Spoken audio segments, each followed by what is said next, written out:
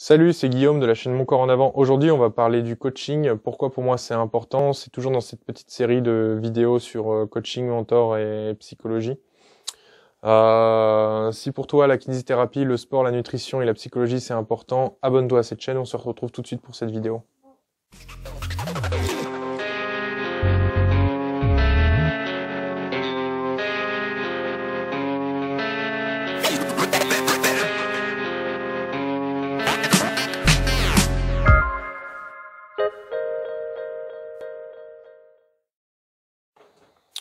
Ok, donc dans cette vidéo, on va parler du coaching, pourquoi c'est important. Moi, dans ce cas-là, je vais avoir un exemple assez pratique, assez simple. En reprenant peut-être ce qui a été pour moi, évidemment, il y a le coaching dans le sport, on voit tout de suite qu'on progresse beaucoup plus vite qu'avec un prof, et donc là, ça nous paraît évident, mais c'est quelque chose qu'il faut appliquer partout dans sa vie.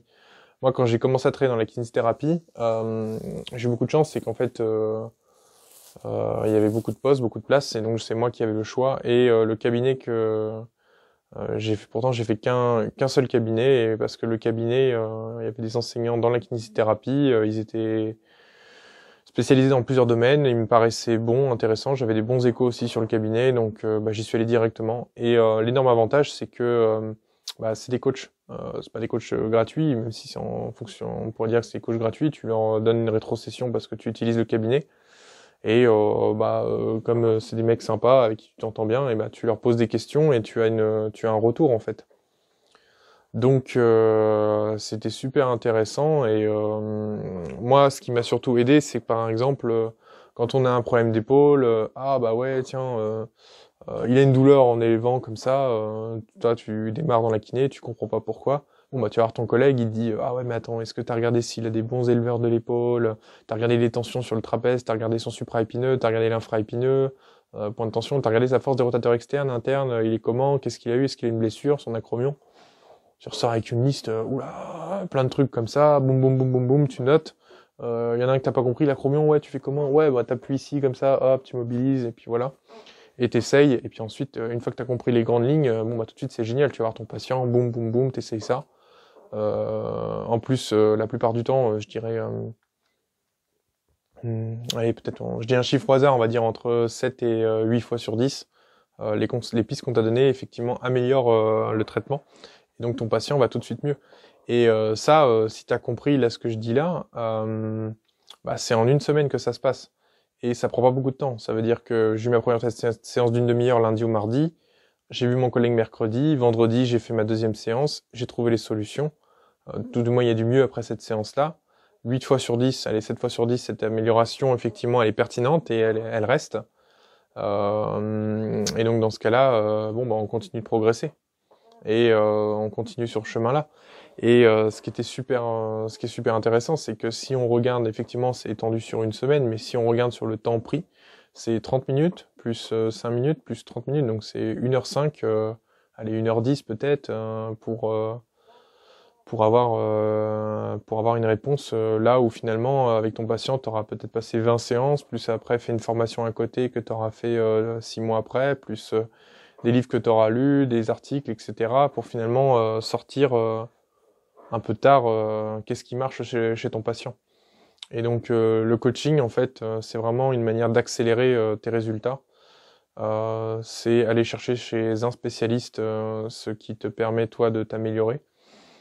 Et c'est mieux que d'aller chercher soi-même ces informations et de faire l'esprit critique. Après, les deux peuvent être mis ensemble.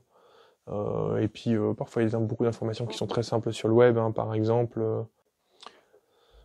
tu vas trouver les 3 meilleurs aliments pour les glucides à index glycémique élevé, et puis dans ce cas-là tu les auras tes 3 aliments. Donc il y a d'autres choses à regarder, mais là c'est super intéressant et ça va vite. Donc et en fait ce coaching là effectivement il est super important, il est même vital, primordial pour tout ce que tu vas essayer de nouveau, qui va investir du temps, prendre de l'argent et te faire des risques.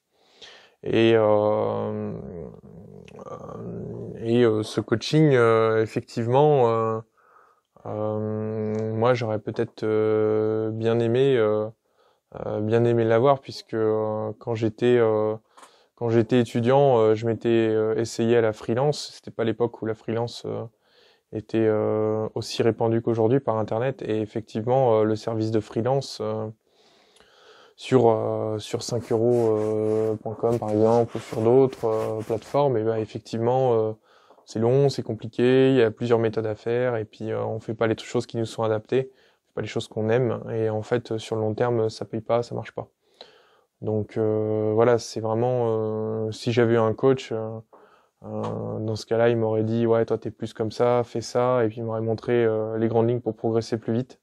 Et dans ce cas-là, bah, vaut mieux avoir sa réponse un mois après en ayant effectivement payé un service privé que d'avoir sa réponse 6 mois, 1 an, 2 ans, 3 ans après en ayant expérimenté par soi-même.